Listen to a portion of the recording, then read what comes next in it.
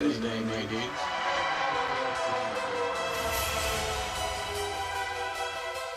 It is Wednesday, my dudes.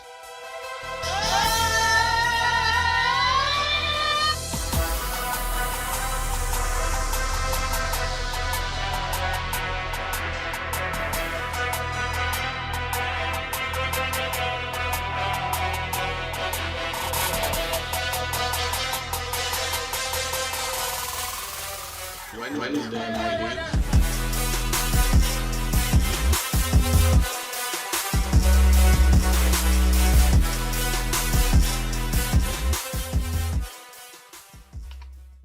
And we are back here on a Wednesday. We're finally transitioning off some football here. This is going to be our first show in quite a while with some non-football action as we have the NBA play-in going on currently. So that time of year, of course, means we bring back our basketball expert, Mr. Jalen Jury, here once again. First things first, rest in peace, Uncle Phil. Oh, okay. I have to give you a second because I know there's going to be some line getting spit here. Also, that makes me sound way too white. I wish I rephrased that. That made you sound way too white and way too old. Way too old. Yeah. Yeah. Combination. Yikes, Tom. Yeah. Big regrets there, but we're going to just keep rolling with it. And we have Jalen here for some NBA playoff basketball talk. The playing game, as we had the first two East games last night, and we have the West going on currently. So we'll Some of the grossest basketball I've ever seen playing. Which one? So bad. Memphis and San Antonio is just Okay. Although I thought you were talking the about Memphis jerseys are loving them jerseys. No. Those uniforms are sick. Gotcha. But of course, before we get into some basketball, I was going to touch on just some baseball at the end. But you know what? I wanted to now bring this up first and real quick at the front. We have now it's kind of lingering a few days, and I'll catch Randall up. I know you. I know we talked about getting you into baseball more. I know you're busy, so we'll try this summer to get that more happening. Maybe. Yes. But I weirdly know a little bit just because I've been playing the show. There we go. I know like a little bit. There you go. Well, the show is the best game ever. It actually is. It's amazing. It's so addicting. But anyways, so we have Yermin Mercedes, Cuban White Sox slugger, who is absolutely tearing it up already. He's bounced around in the minor leagues for a while, and then he just showed up and batting .368, just killing it for the White Sox. And his name's Yermin Mercedes, just to throw it on top.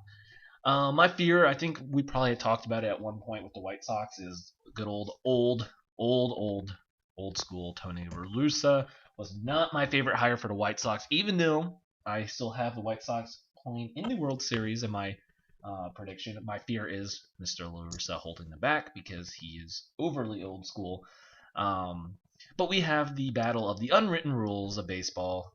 Tony La Russa, Yermin Mercedes. And remember, Yermin is on the same team, coached by La Russa. So we start off a couple nights ago. Twins are getting absolutely smoked by the White Sox. Top of the ninth, the Twins are throwing a position player because of how bad it is, and they're just not even, they gave up. They're not going to use their bullpen anymore. So 3-0 pitch. Twins pitcher position player throws a nice 46 mile per hour pitch, just lobs it in there. So what does Yermin do on 3-0? He takes it 400 to dead center. I did see this. I actually did see this. Irritated some people. However, the losing team's probably going to be a little upset. Their announcers are like, "Oh, you shouldn't swing at that." Blah blah blah. Then we have after the game though, Yermin's manager Tony La Russa says that was a clueless play by him, and he will handle it internally. That's not how they play, and he absolutely will be. Should have not done that. It's don't swing 3-0 in a blowout game. And then you have your own teammates then standing up for you, which if you don't even agree as a manager, I'll just say this. You know what? They did say they gave him the take sign, and he missed it. he probably just saw a 46-mile-per-hour pitch getting lobbed in there, and he said, "Yeah, screw that, I'm doing me." But, anyways, fine. But I feel like you gotta you stick with your player. You don't call him out to the media after a game. You just go, what, it is what it is. But then you internally handle it and you go, hey, let's not swing 3-0 in a 12-run game, 10-run game, or whatever it was at that time. However, then you have your own teammates. Lance Lynn, a pitcher on the White Sox, goes out and says, if unwritten rules are kind of thrown out the window when you're throwing a position player out there, because come on. Is that not a little, I get the point of it, and I have no issue with position players in a blowout. You're not, why waste the bullpen player? But at the same time, if you're throwing a position player out there, he's not very good, and he probably is only going to just lob some pitches in. So what are you supposed to do? You just give up, swing and miss? I feel like at that point, Lynn's right. You're throwing a position player out there. There's almost like you're disrespecting us by you're not even trying in the game anymore. So you know what? 3-0, swing away. I don't care. But then, of course, now you have an internal battle of La Russa saying, oh, there's no issues on the team. There's no division. But then, of course, last game he gets thrown behind. Like La Russa said, he'll get his payback. They didn't hit him. They threw it behind him. And then, of course, the White Sox were chirping at the pitcher after he got tossed because we all knew it was coming. So it just goes back to the ridiculous things on. I played as we know, I played baseball. I think a lot of these. I know the unwritten rules were also made back in the early 1900s when you know what, you policed your own game. You didn't really have much umpire. If you were cheating, you were cheating, and you know what, you hit someone was more appropriate then. Now it's just endangering players when you can throw 95 plus, and it's not old horse Rayburn or whatever throwing 70 miles per hour and they aren't playing with gloves. So. I feel like the newer generations of fans are all in on swing away. It's still a game. It's baseball. There's no time. We've seen crazy comebacks. Yeah.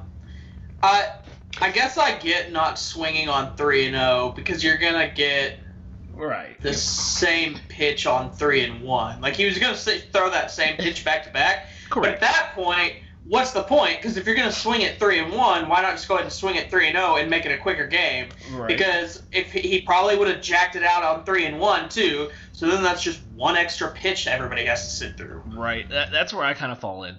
Yeah, you know what? 3-0, you're right. In that kind of game, you take. If he's also like stealing bases or he hits one that he tries to stretch to a double that he shouldn't, and that's where I go. How good is he this year? What's his stats like? And he's a rookie though.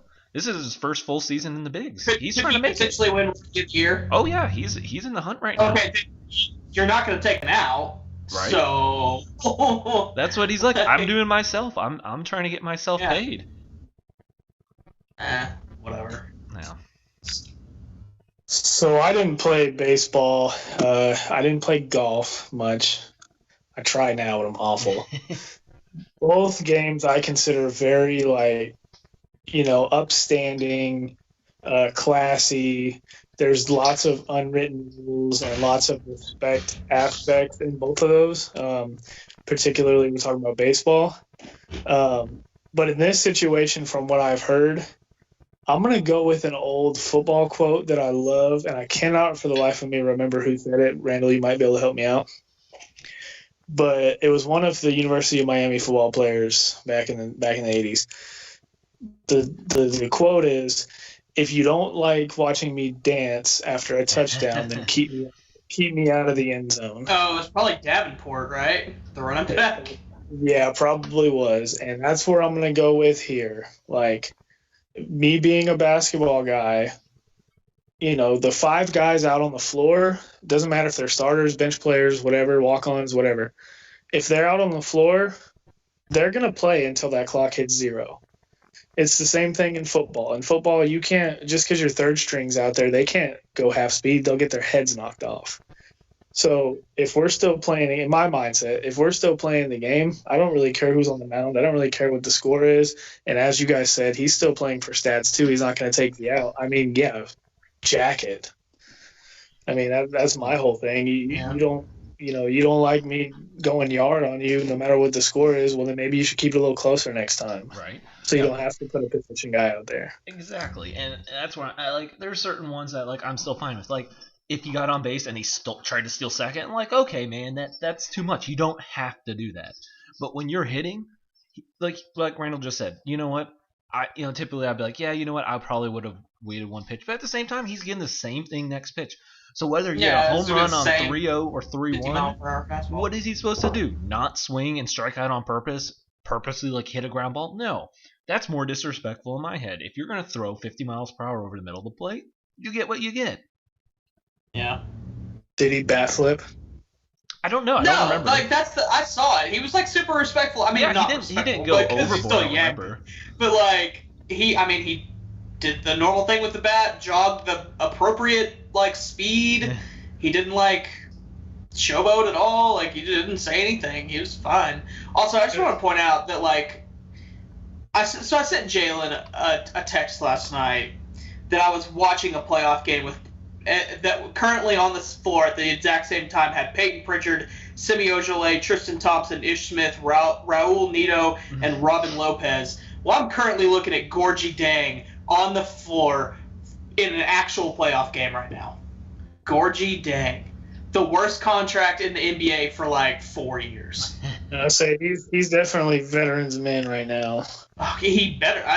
Maybe he might still have some left on his contract. Nope. I already looked it up. Oh, okay, I was just saying. I wonder if he might have been like one of those trade guys. Like I looked it up as soon as he stepped on the floor in this game. I said, "Oh my God, there's no way the Spurs are paying that." Yeah, that is Gorgie Dang. I'm looking at. He actually looks like he lost a little bit of weight. I'm not gonna lie, but still horrible. He's got to be third string, right? Because Jakob Poeltl, and is the other center for them? I can't even think who the other center is for them. Didn't tell you. Eubanks, right? And I guess Trey Lyles. I don't know. Yeah, Lyles more of like a 4 though. Yeah, but God, any of them before Day. Just good Lord. Look at him. Oh my God, look at him almost block that shot. Oh wait, no, he didn't. Okay. Jesus. But perfect transition. We'll jump into Tuesday's playing game then, as we had an absolute blowout, 144 to 117, as the Pacers lived to play one more game. Do you guys really have much thought on this game? No. It was a classic case of just like, and that's basketball, man. It was a classic case of one, everything going right for one team and nothing going right for the other. I was a little shocked that it was that bad because I don't think there's that much parity between the two teams. But, I mean, shoot, the Pacers did what they needed to do. Could have been that much worse if they had, like, Miles Turner's on the floor. Yeah, they didn't have Miles Turner or Karis LeVert. Oh, yeah, LeVert's out, too. I forgot about that. Yeah. Wow. But, I mean, LaMelo... They probably wouldn't be there if they had both those guys the full season, though. Oh, yeah, no, for sure. I think, especially in the East this year, God. But I think LaMelo still hurt. I think he came back just to kind of lock up the Rookie of the Year award. Yeah, because he was getting dangerously close to not having enough games under his belt. Yeah, so I think that's really why he can't. I mean, it wouldn't have mattered. He could have had the game of his life last night. You can't overcome a deficit like that. Yeah. Well, and then we had in the 7th, 8th, we have both your guys' big favorites for the East. At the beginning of the year, Celtics winning 118 to 100 and locking themselves into a series against the Brooklyn Nets.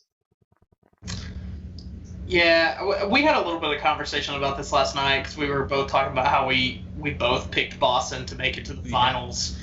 And, like, I don't know, I guess that entire roster just doesn't – I don't know, it's like they don't fit well, and then the depth is weird. Like, I don't know. There's certain guys that I thought would be better for them that weren't as good. Like, I thought Grant Williams might take a step up this year. He's horrible. Robert Williams, plays well in short spurts, but they're, not willing to give him an opportunity. But then kind of when he does stupid stuff. I don't know. That whole team is weird. the only two players that I know you're gonna say three, but the only two that I'd be willing to keep after next year is Tatum and Brown. Like that entire roster, I feel like can be flipped. Disrespectful.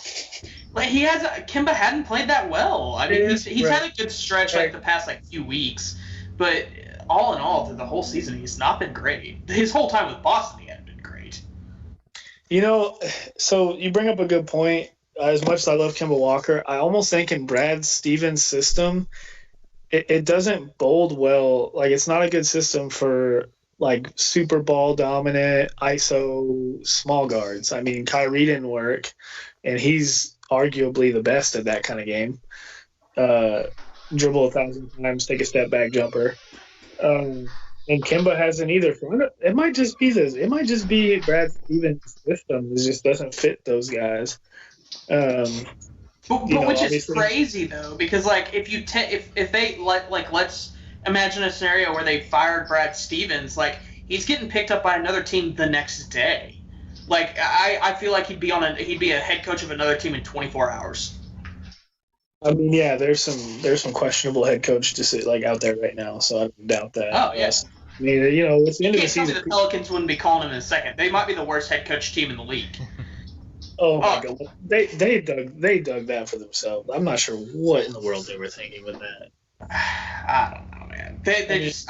He could never figure out. He never figured out how to use Zion. Like he would like figure it out for a second and then be like, "No, that's not it. Give the ball back to Brandon Ingram for the next 40 minutes."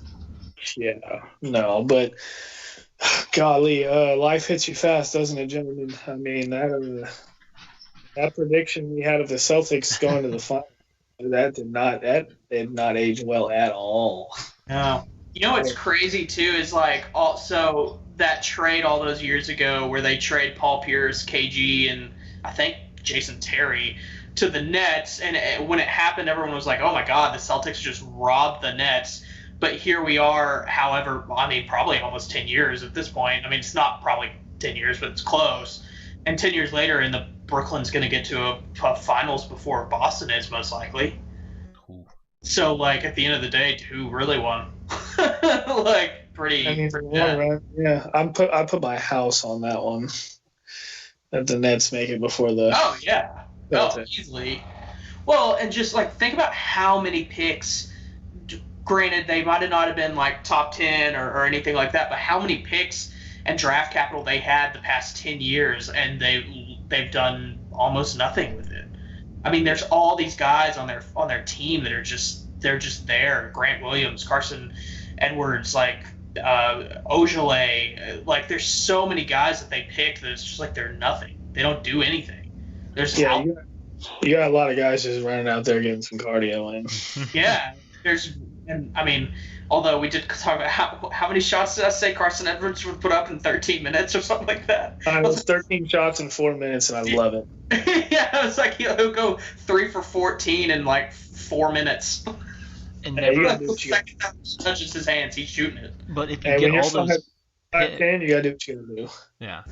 Well, I was just saying, you get all those picks, you don't make one. Like, you're still the Boston Celtics, a historic team. You don't take one swing at a big trade with all those picks. No, and yeah, that kind of comes back to the whole thing that I was talking about. I can't remember. I know I talked to you, Dom, on a football podcast about it because I was kind of comparing it with football. But at what point are these GMs that are stacking up on picks? If it's picked, 18 to 30, those are actually almost worthless. Right. Like 18 to 30 might as well be a second round pick. It's really worthless. And like when you're just like stockpiling on draft capital, which like in the moment it sounds awesome. Like whenever we heard how many picks OKC was getting, like it's awesome, but in reality most of those are going to be in the 20 range. It's actually nothing, and like it's the GM at that point is kind of just buying time for himself, because that way instead of you getting fired in 3 years, you might get fired in 6 because you can be like, well, look how much capital, you got to give me some time. Like it's literally just like buying time for the GMs. Well, we'll move on. We won't stay too long on the playing games. We'll at least touch today as we have the current going. We could probably circle back if you guys want to the Grizzlies and Spurs, because that'll probably finish up near the end of the show. Yeah, we got 4.5 minutes left, or 5 minutes left in that game. Yeah. Minutes up 87 to 85. Well, then This can enough. We have Lakers and Warriors tonight. Any predictions or bold statements you guys want to throw out there before that game tips off? I got Lakers tonight. Steph's gonna go off, but I think LeBron's back, AD's back.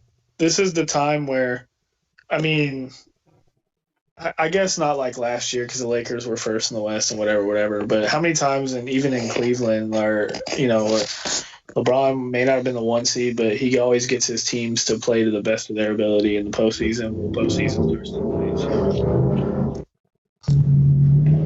Yeah, I mean, just tonight. Yeah, I got Lakers tonight too, but I'll say this: like, if there's one thing that I feel like Golden State can be good for, it's one game. It's like there's no way in hell I could ever see them beating LA in a 7-game series in the playoffs. But like a one gamer, I could see Steph dropping 55 and getting them a win or something like that. I don't think it'll happen. So I got LA. All right. Well, you know what? Let's hit the break early, so that we can roll right into the rest of y'all's playoff predictions here after the break.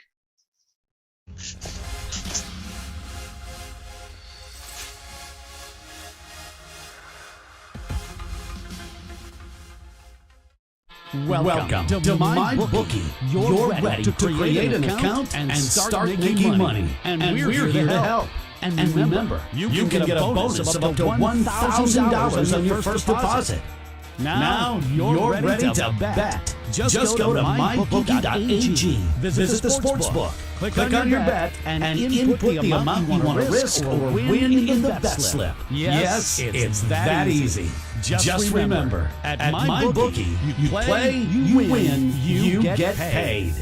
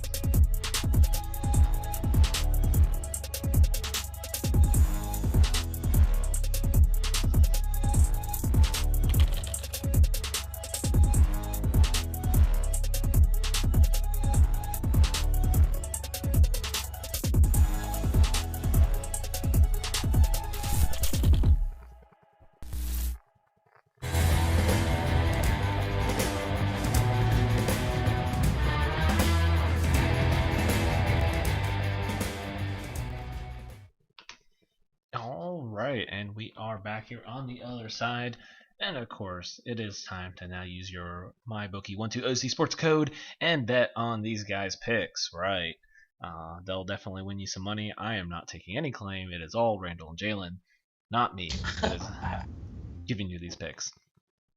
I just want to say I really wish I know I usually at least throw predictions out with you guys during NBA the first show, and I realized I didn't. And I'm a little disappointed because I wasn't going to pick Boston. I don't remember who I probably would have picked, but I wasn't. So I'm really disappointed. I wish I threw a team out there and then I would have felt at least better at this point.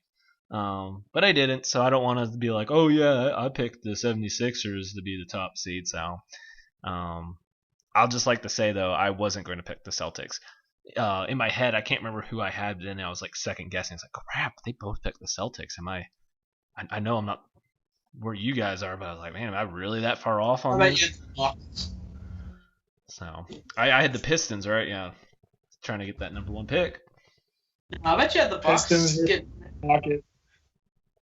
Yeah. By the way, that's a Jonas Valanciunas bucket for you right there, Frank.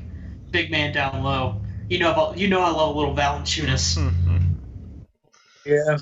Even if, well, I can't say that on your show, so I'll give you the G-rated version. Even after Damian Lillard Yes, even after that. Postered him in the bubble. Yes, I know what you want to say, and even after that.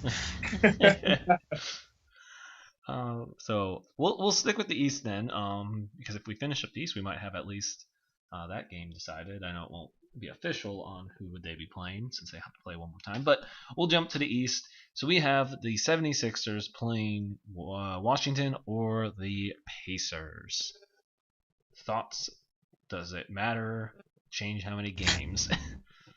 It really doesn't matter. My opinion, I think it's going to be the Wizards, though. I think, like, Westbrook played okay, but not, I think he's going to absolutely go off against the Pacers. And then I think Beal, he's got a couple more days to nurse the hamstring. I think he played awful, but by his standards, I don't think he'll play that bad against the Pacers. I don't think, if they had Drew Holiday, maybe he could guard one of those guys, but they don't. They have little brothers, so disrespectful to Justin. Or no, they have Aaron, don't they? They have both. They have both of them, yeah. Yeah. Actually, I'm not gonna lie. I think Aaron Holiday can be kind of nice. Oh yeah, he's fun to watch, but he's not guarding Westbrook. I'm sorry. No. It's not him. No. So. I'll actually take Indiana. I just kind of like the way they played the other night. I know it was against Charlotte, so I don't know. I just kind of like the way they played. Rudy Gay with the deep 3 right there. Interesting. Sorry, kind of watching this at the same time. But, yeah, I mean, I guess I'll take it. I also agree it doesn't matter. I guess we'll just segue that into I have Philly beating whoever it is 4-1 just because they'll probably give up a game. Same. I got Philly in 5. Yeah. That's where I kind of figured it'd probably go for both of you, but yeah, just officially ask it. Then we have, as mentioned, an interesting matchup of the 2-seed Nets, who gave up all those picks years and years ago to now be the 2-seed over the 7-seeded Celtics, who had all those picks and did nothing with it. Where are you guys going with that?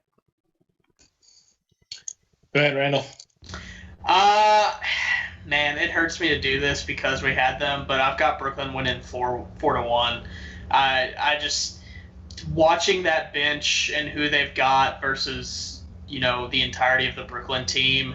It's not a good matchup for them because what Brooklyn's going to hurt against is an actual probably a good big because they don't have really great interior defense, and that's not what Boston has. Boston kind of has what they have, but way, way, way, way worse.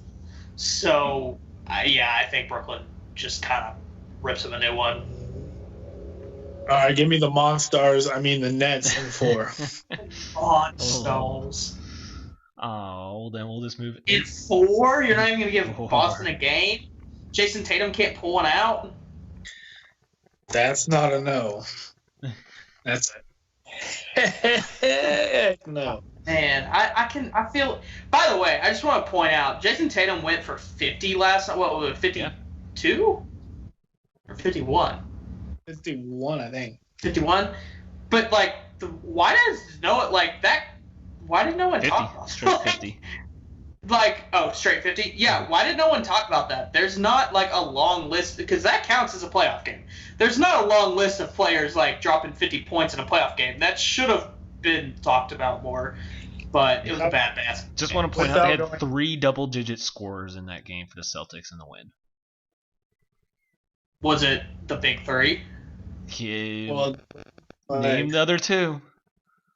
Jaylen Brown and Kemba. Jaylen. Yeah. You are correct on Kemba. Kemba was it Fournier? Nope. He came off the bench. Thinks his number should be retired in Cleveland.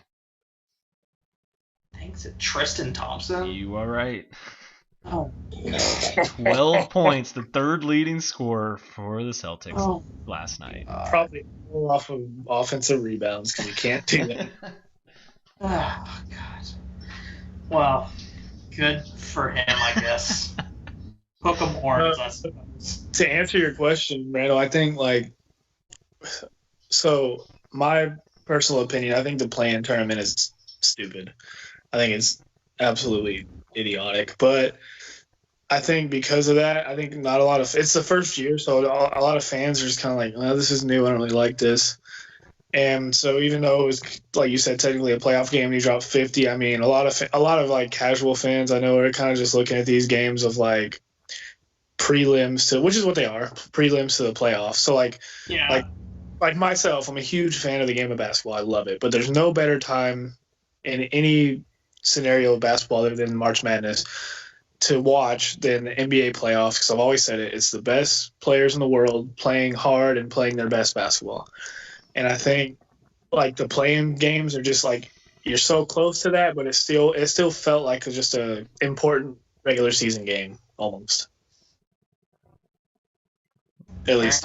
Yeah, I mean, yeah, that's I you know what I think the problem is I think it's formatted weird. I don't like the format of it. I think if we have, which I think this is what they did in the bubble last year, where you just have an 8 and 9 playing for that last spot, that last spot in. Yeah. Give me that. That's all I want. I don't want to see a 10th seed team. I don't want to see the play. I don't want to watch the Spurs play. I don't want to watch the Hornets play. Those are bad basketball teams. Not 8 and 9 are already close to bad. In the East, they are bad. And let's be honest, Memphis is not a great basketball team. They're not a good basketball team, and they're the 9th seed. I don't want to watch the 10th seed play. I was going to say, I didn't know if we were going to, how much we were going to talk on it. I agree with you, Randall. My thought as a casual fan is I like how the bubble worked is it was only the 8 and 9, and if it fell in a certain amount of games, like if you can get to, what was it, like 2 games back, then you trigger a play-in game. Because if you're 4 games back and you're the 9 seed, you don't deserve it. You blew your chance. Right. So my thing is, like, people always complain, and I'm kind of one of them, but, like, people always complain about the NBA regular season, right? Like, they play so many games, and so the value of them goes. Well, by doing a play-in tournament, to me, you almost increasingly, at least doing it this way, you increasingly diminish the value of regular season games because teams now know that if they're the freaking 10 seed, they still could get in, you know what I mean? So, yeah. I mean, I feel like you take your top 8 like you always do, and I guess you could argue for an 8-9, but if the 8 has a better record in the 82 or in this case 72 games, like they earn the 8 seed. I mean, I guess you could go tie, like if they have the same record, maybe play it out, but then there's always tiebreaker. So I just don't think there's a right way to do it. Right, and I think part of the reason was I guess they wanted teams to be more competitive to, like, in the bottom half of instead of just trying to stay in the playoffs, they wanted them to try to battle out into the 6th spot. But I think what that ended up doing was actually making more tanking scenarios where, like, teams were like, well, I'd rather play, blah, blah, blah. Like, I mean, we saw the Mavs, the Clippers doing it hardcore. Mavs wanted to play Denver, Clips wanted to play Mavs, and like both teams tanked some games or like didn't play as well. Like the Clippers definitely tanked some games, and like I don't know, I just don't like it. I don't know. I'm good with the one team playing, but just if I have to watch a 10 seed team, that's just too much. And like I would argue that the 10th seed in the East this year is not as bad as it has been in the past few years. Imagine the 10th seed, like. The 10th seed, I don't know, 3 years ago in the East might have been like Atlanta before they had Trae or something like that. Like it could have been somebody horrific. I mean, the Bulls. Like at least Charlotte is. The Bulls were 10 games under and almost had it. Right. So like at least Charlotte had like the only reason Charlotte was in it is because they have LaMelo, so it's slightly entertaining, and who's entertained by the Spurs right now? No one's entertained by the Spurs. Saying they made the playoffs. I mean, like, I want to watch DeJounte Murray, and that's it on that team, because I think DeJounte can be good in the future. Like, really. Who's it in? That's it. I don't care about. Are you talking about DeMar DeRozan? Yeah. Yeah, I could care less about watching him. I'm good. He's the Mavs killer. Sure, whatever. Mid-range, get it. He's good at shooting mid-range shots. Doesn't happen anymore. Gotcha. Anyway. Like, I just... Anyways, teams that will actually have an impact in the playoffs. We got the 3 seed Bucks versus their nemesis, the Miami Heat. Bucks and 6. Bucks and 7. Ooh. Give me the Heat culture to make a little run.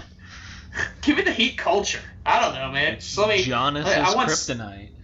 Yeah, I just it's less of the Heat, more of I don't know how I feel about the Bucks.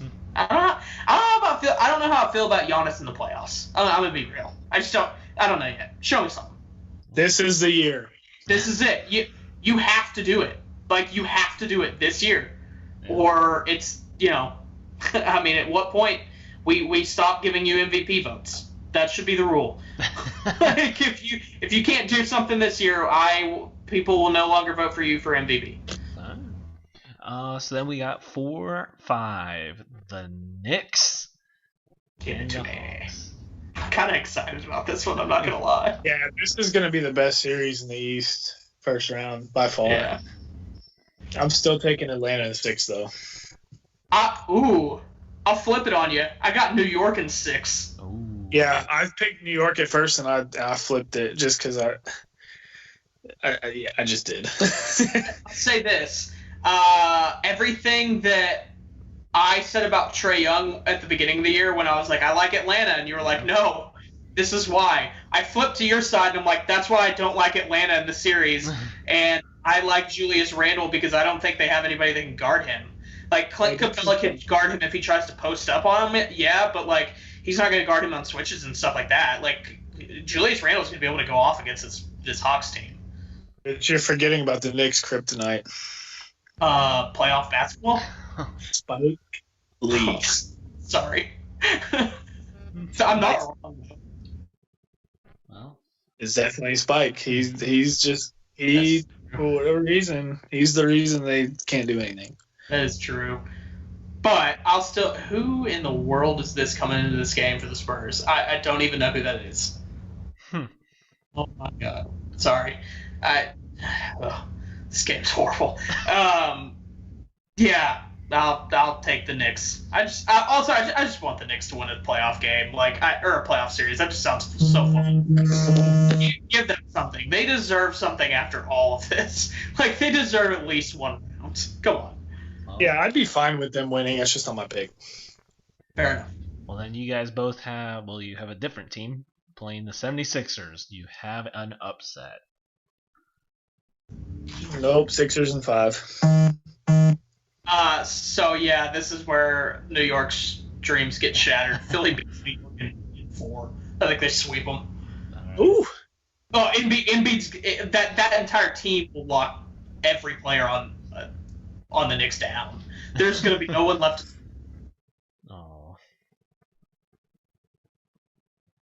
And then, so you guys both then have Brooklyn and Milwaukee. I'm feeling you guys aren't then super confident in Giannis, so where are you going with it? You are correct, sir. I have Brooklyn beating Milwaukee 4-2. I've actually got Milwaukee going in 7. Ooh. Because this is it. This is it. This is it for the Giannis. This is it. It's got to be. So I got 7. He's going to have to, play the best basketball of his life to get to get through that series, but I think he does. Right. And I think Drew Holiday helps out a lot. And I think Chris Middleton actually plays really well, too. All right. Well, then I'll leave it with you, Jalen. Since this is it, do they beat the 76ers? Also, oh my God, did I just say Chris Middleton plays well? Yeah. I just don't know if I believe that.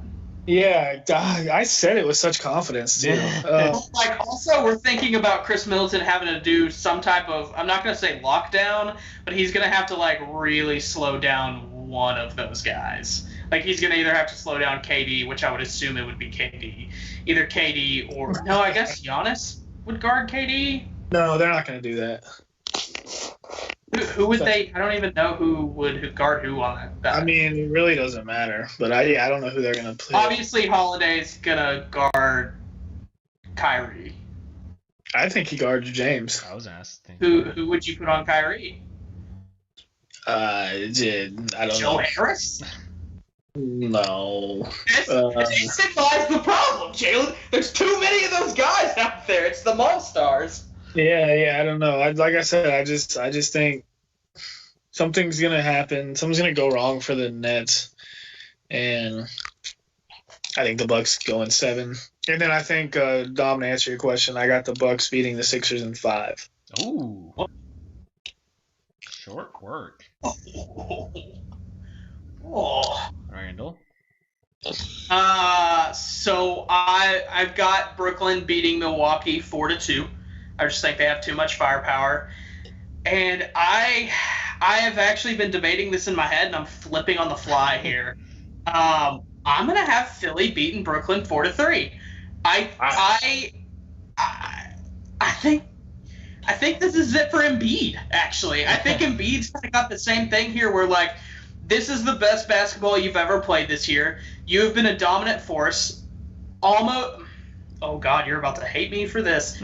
Almost like whenever he plays, whenever he's 100% healthy, two-way player has had one of the best center performances as a two-way player because obviously Jokic's season is insane offensively. But, like, offensively and defensively, probably the best season for a center since Shaq?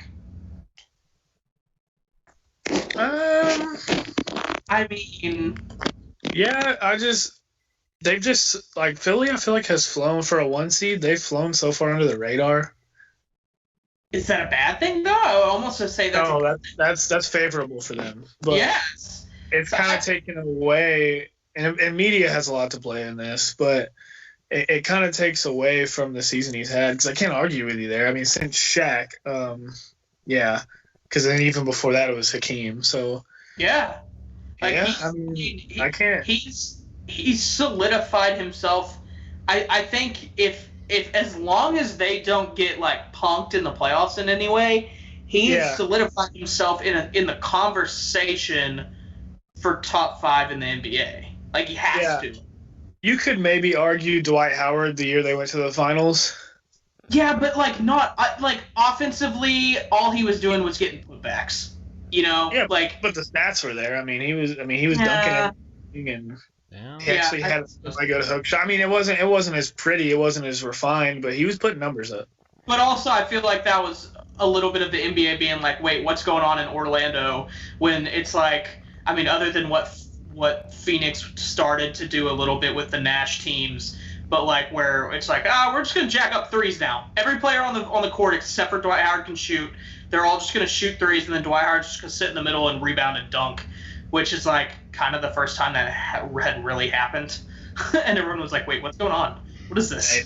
Hey, numbers are numbers. Numbers are numbers. It worked. Whoever was like the stat guy in Orlando was smart. They must have read who's the GM for Philly right now? I can't think of his name. Daryl Morey's. They must have read Morey's book on stats. But anyways, yeah, I don't know. I just have a good feeling about Philly. I like Embiid. No one's gonna stop Embiid on Brooklyn, that's for sure. And there's a lot of good defenders on Philly. Like Matisse Thybulle is like a really good defender, and I feel like people don't talk about him enough. I think if he can just develop a 3-point shot a little bit better, a little bit more consistent, like he's gonna be one of the better 3-and-D guys in the league. But yeah, I don't know. I just kind of like New York or Philly. Sorry, I also like New York. Ben Simmons is also a good two-way player, very good defender. Oh yeah. He might have an argument to be the best defender in the league right now. Defender, let me say that. Dude, Kawhi's not. It's not Kawhi anymore. It's not Kawhi. when Kawhi wants to, it is. Yeah, when he wants to. He doesn't want to enough anymore. It's just been a while since he's wanted to. Yeah. Well, flipping back over now to the West here for the last quarter here of the show. Okay, we both have you guys picking Lakers, so we're just gonna say Lakers do get the 7. I'm gonna just go out on a limb and say you guys both have Golden State beating the Grizzlies here in the next couple days. Yeah, about 4. And those 40 points are going to be the ones that Steph scored. After what I just saw, yeah, walk in the park. So that will set up for both of y'all the same matchup. So with that, we'll start there with the 1-seeded Utah Jazz hosting the Golden State Warriors. Warriors in 6. Ooh. Whoa! Yeah, I'm just not a believer in the Jazz. I'm just not. I'm not a believer in anyone on the Warriors team except for Steph, and I think that can only I think there's literally games where he can score 60, but they still only score 100. That's a thing to me. I've got Utah in 6. You don't think the 10-10-10 Draymond triple double's enough? No, although he has played a lot more like Draymond this season than he has in a while. He's had to. Yeah. All right. Well then, moving on to the Phoenix Suns hosting the Los Angeles Lakers. That's gonna be That's the most anticipated first round matchup in, maybe ever. I mean, that would be really fun. I got Lakers. You got Lakers in what? 6. I also have Lakers in 6, but I think the games will be close. I think they'll be fun games. Plus the hype around it's just gonna be we haven't had something like that in the first round in a long time. So I don't know. I still have Lakers in 6, but I think they'll be good games. Jalen is just destroying seeding here. And I'm just going to go on a limb and you're about to do the same thing with Denver and the Trailblazers. I think he's a realist. You damn right I'm a realist. And then we're going to go with Portland in 7. Here's the thing. If they have Jamal Murray, I think they sweep us, or at least in 5. I mean, them not having him, that's big. Can I tell you something? If they had Jamal Murray, I'd have them in the finals. Yeah, I might too, actually. Yeah, I'd have them in the finals. He's such a big piece for them. Oh, yeah. I mean, that's almost that's like if CJ were to go down for us. Yeah. Spinal. and actually probably, I won't say more important, but in terms of getting to the finals, yeah, Jamal is more important because we're not going to get there. But I completely forgot that he said that last year in the playoffs until I just said it when he did the Mike Tyson. He broke his back, spinal. I broke my back, spinal. I've never liked him that much until then. I was like, all right, I like CJ McCollum. I'm in. Him and Damian Lillard, side note, him and Damian Lillard did they were on some IG live, promoting, I think it might have been a charity or they were promoting something. They were on the Blazers IG live, during the pandemic when the season was shut down. Yeah. And I guess they got bored. And so they're Damian Lillard talking about something, and CJ McCollum just starts reading the comments that people are commenting on. Do you remember this? No. And he said he made a remark about Jamal. Someone commented about Jamal Murray's nether regions looking like Kevin Durant's hair, and CJ just read it out loud, on the Blazers live, and Lillard just starts dying laughing, bro, what are you doing? That's bad. So CJ, yeah, he's a character. Which is funny because on the flip side, you'll know this better than I do, just because you're such a Blazers fan. But Dame seems like a pretty serious dude. I feel like he's not usually a cut up. He doesn't strike me as that. No, I mean, yeah, he's definitely about his business, and he's like business first. Like let's just he's very very serious. And then you've got guys like CJ and Enes Kanter who are like opposite. I used to hate Enes Kanter, but then I've like heard him on multiple podcasts telling about his story with his country and his dad too, and I actually love him now. I think he's awesome. I wasn't, you know what? I loved him. I was really sad that he didn't get to play at Kentucky because I did a lot of like, not like research on him, but like I was really anticipating him getting to play for Kentucky, and NCAA is really cool and didn't let that happen. And so I didn't get to see that. So I've always kind of been a fan of his. And then there was a brief spurt where I was like, I don't really like this dude. And then honestly, his first stint in Portland, I was like, no, I really do like this dude. And even in Boston, I liked him. And I mean, he fits in great with like just like being a trailblazer. Like I think we're the perfect team for someone like him. Yeah. With that being said, I have Denver beating Portland in 7. All right. Well, then, real quick, then Randall, your Mavs and Clippers.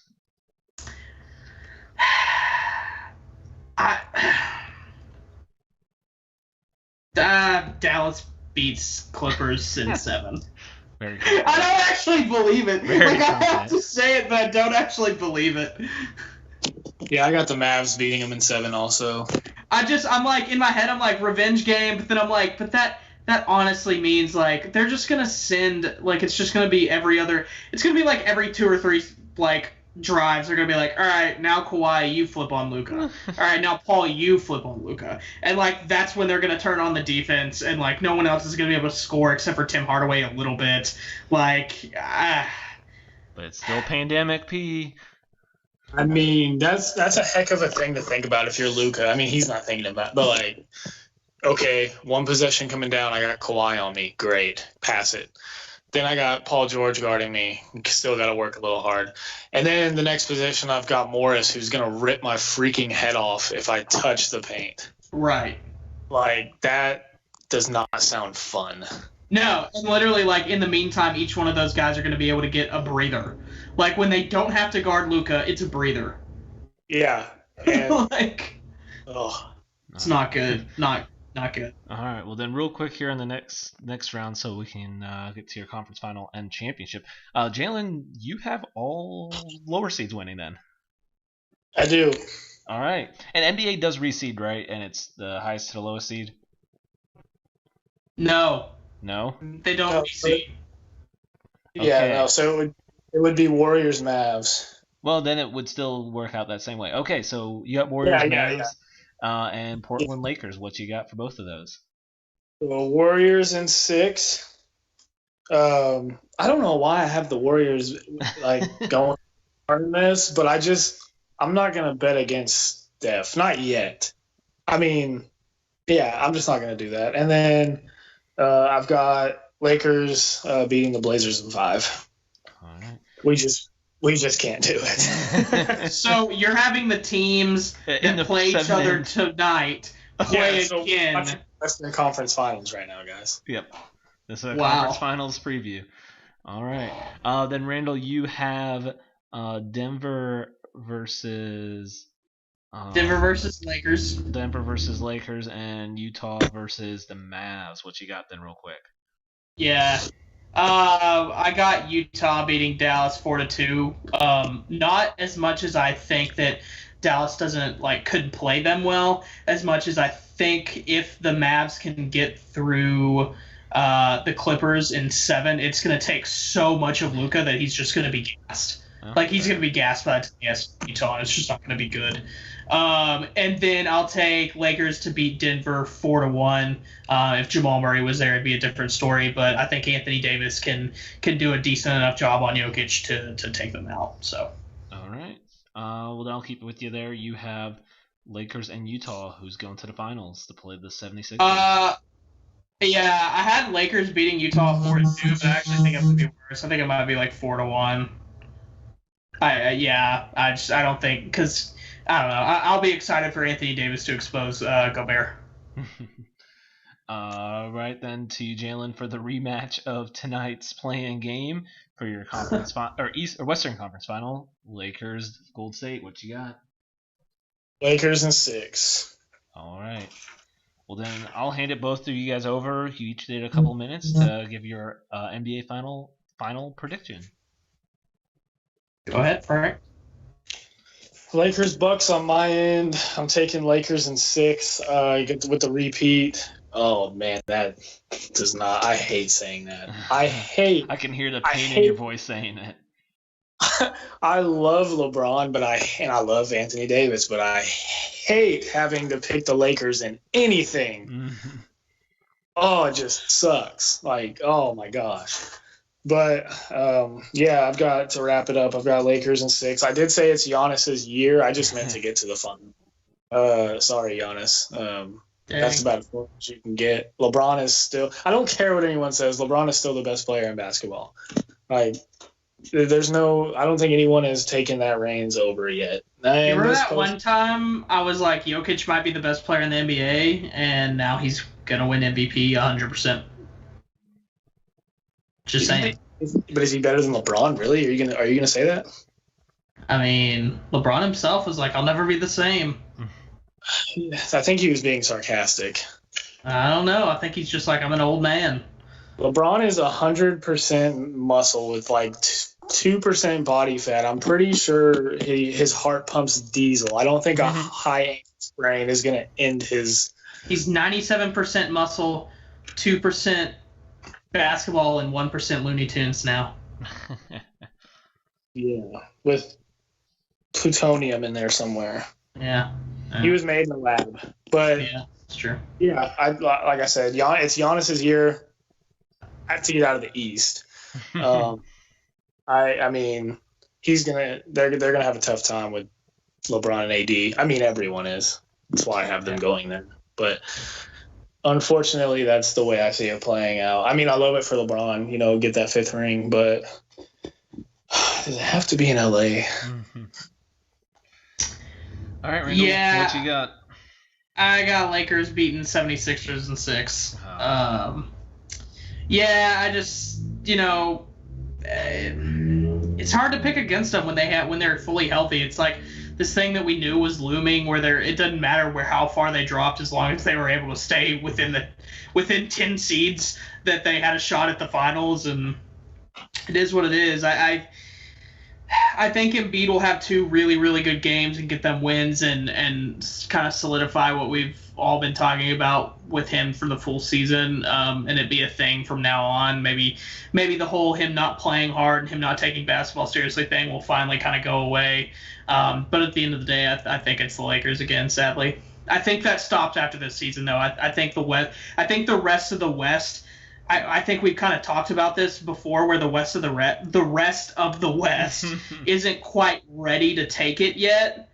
And when LeBron stepped over to the Lakers, it was perfect timing because Golden State was kind of going down with all these injuries, and it was like, oh, perfect, LeBron can take over now, where all these other teams like Denver, like Dallas, like Portland, maybe they're not quite ready yet. And now I think after this season they will be. All right. Well, you know what? I'll throw a prediction out there here as we close. I'm going to say the process is complete. I'll take the 76ers to win over the Lakers in finals. Why not? Wow. What's your game count? 6 games. 7 games. 7 games. Give me 7 games. Trust the process. I think Ben Simmons hits a 3 to win.